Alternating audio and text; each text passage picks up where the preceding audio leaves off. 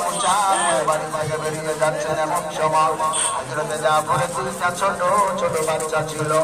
দুইটা ছোট ছোট বাচ্চা পিছন থেকে ডাক দিচ্ছে, ও বাবা, তুমি না যুদ্ধের ময়দানে চলে যাও, আমরা তোমার ছোট ছোট দুইটা বাচ্চা, আমরা বাড়িতে আসি একটা বারের জন্য। তুমি দেখা করলে না কেন? তুমি যুদ্ধের ময়দানে আমাদের দেখা না করে চলে যাও। আব্বা গো, একটা বারের জন্য আপনি দেখা করে যান, দেখা করে যান। এই কথা বলার পর হযরতে জাফর কানে যখন সন্তানের আওয়াজ গেছে, হযরতে জাফর তখন বাড়ির মেন গেটে পৌঁছে গেছে। বান্দলিয়া এলাকার মুসলমান, আল্লাহর নবীর সাহাবী হযরতে জাফর টেনশনে পড়ে গেলেন। এখন যদি আমার সন্তানের দিকে আমি তাকাতে যাই, আমার সন্তানের সাথে যদি দেখা করতে যাই, তাইলে আমার অন্তরে বড় মায়া লেগে যাবে।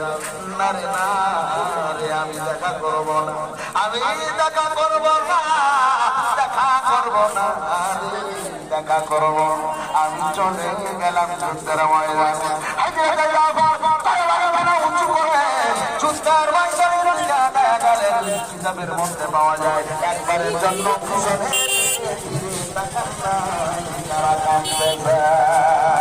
একবার চিন্তার মেরে বলা হবে না।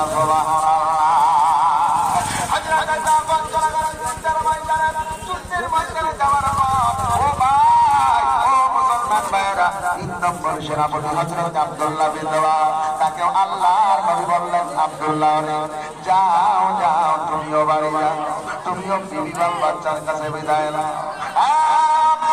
হযরত আব্দুল্লাহ বিন রাওয়াহা চলে গেলেন বাড়িতে। আল্লাহর নবী বিশ্বনবী আমাকে যুদ্ধের জন্য সেনাপতি বানিয়েছেন। মোটার প্রান্তরে যুদ্ধের ময়দানে যুদ্ধ করতে যাবো, আমার বিদায় দাও, বিদায় দাও, আর হয়তো দেখা হবে না। এইবার বিমানের স্বামী আজকে সকাল বেলায় আমাদের বিবাহ মাত্র সম্পন্ন হয়েছে, এখনো আপনি আমার শ্বাস গ্রহণ করেন নাই, আমি আপনার শ্বাস গ্রহণ করে নাই। ও স্বামী, এজন্য একবারের জন্য আপনি আমার রুমের মধ্যে আসেন, আপনাকে যুদ্ধে যেতে নিষেধ করবো না, আপনি একটা বারের জন্য ঘরের মধ্যে আসেন। কারণ হলো আল্লাহ তাআলা কোরআনে বলেন, নাফসুন আন নাফসিন শাইআ ওয়ালা ইউকবালু মিনহা শাফাআতুন ওয়ালা ইউকবালু মিনহা আদলুন ওয়ালা হুম ইউনসারুন। আল্লাহ কোরআনের অন্য জায়গায় বলেন, ইয়াউমা ইয়াফিরুল মারউ মিন আখিহি ওয়া উম্মিহি ওয়া আবিহি ওয়া সাহিবাতিহি ওয়া বানিহি।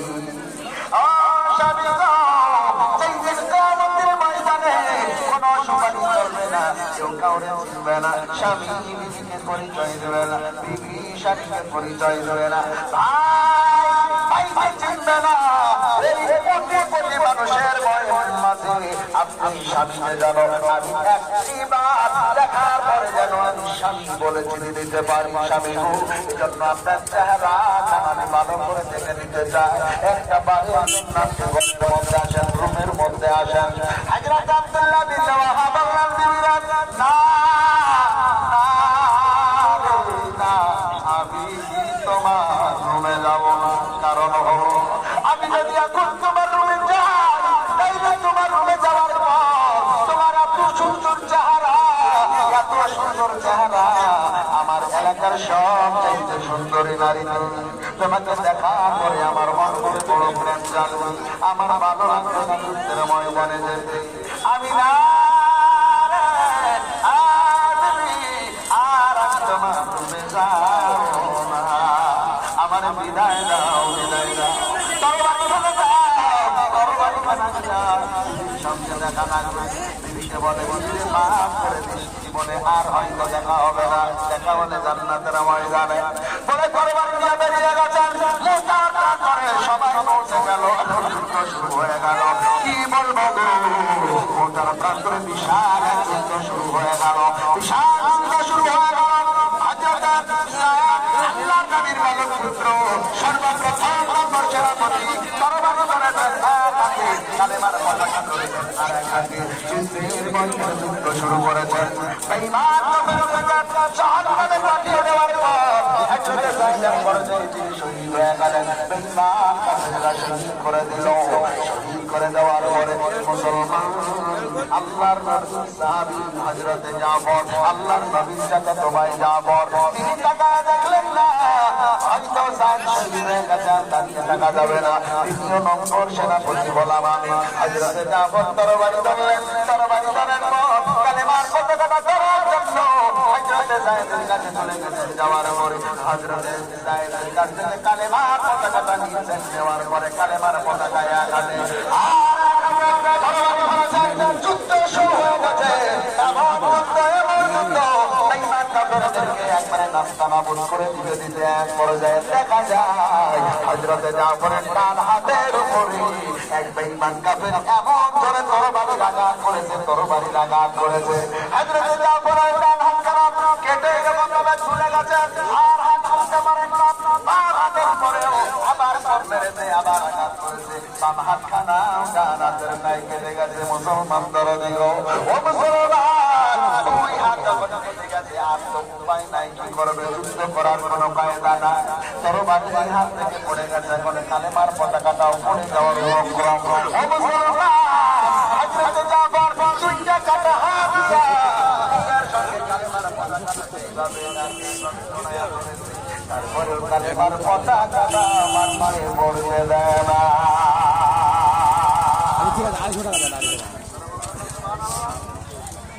ও মুসলমান, হযরতে জাফর তিনি যখন কাটা হাত দিয়া আগুনের মতো যখন কালেমার পতাকাটা ধরে আছে, ঈমান কাফেররা সহ্য করতে না পেরে হযরত জাফরকে মাটিতে ফেলে দিয়েছে। কি করা যায়, কি করা যায়? হযরতে জাফর মাটিতে পড়ে গেছে। এবারে তিন নম্বর সেনাপতি হযরত আব্দুল্লাহ বিন রাওয়াহা তিনি চিন্তা করলেন, না না, করা যাবে না। আমি তিন নম্বর সেনাপতি হযরতে জাফর শহীদ হয়ে গেছে, আর দেরি করা যাবে না। কালেমার পতাকা ধরা লাগবে। হযরতে জাফর দৌড় মারেন, হযরত আব্দুল্লাহ বিন রাওয়াহা দৌড় করে চলে যাচ্ছেন। যাওয়ার পরে তিনি পৌঁছানোর আগে আগে এখনো পর্যন্ত পৌঁছান নাই। হযরতে জাফর মাটিতে পড়ে আছে, তারপরেও কালেমার পতাকাটা এখনো মাটিতে পড়ে নাই। শহীদ হয়ে গেছে, তারপরেও কি ব্যাপার? কালেমার পতাকা কেন মাটিতে পড়ে নাই? টেনশনে পড়ে গেছেন আব্দুল্লাহ বিন রাওয়াহা দৌড় মেরে চলে গেছে। যাওয়ার পরে তিনি দেখতেছেন হযরতে জাফর এখনো শহীদ হয় না, এখনো শহীদ হয় না। হযরতে জাফর হযরত আব্দুল্লাহ বিন রাওয়াহার কাছে গিয়া দেখেন কালেমার পতাকাটা এখনো পর্যন্ত হযরতে জাফর ধরে আছে। ধরে রাখার ধরনটা কেমন ছিল? ও মুসলমান, হযরতে আব্দুল্লাহ বিন রাওয়াহা তিনি বলতেছেন, আমি পৌঁছালাম, পৌঁছানোর পরে দেখলাম হযরতে জাফর তিনি মাটিতে পড়ে আছেন ঠিকই, কিন্তু উপরের আর কিছুটা কালেমার পতাকাটা এখনো পর্যন্ত কামড়ায়া উঁচু করে ধরে রেখেছি। তারপরেও কালেমার পতাকাটা আমার মাঝে পড়ে দেবে না।